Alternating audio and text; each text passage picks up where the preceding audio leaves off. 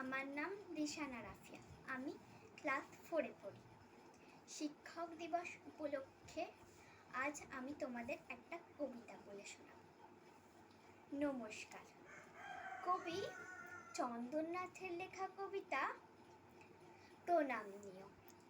তোমরা পড়াও, তোমরা শেখাও, তোমরা বোঝাও কেমন করে শিক্ষা এবং শৃঙ্খলাতে আমরা নেব জীবন গড়ে।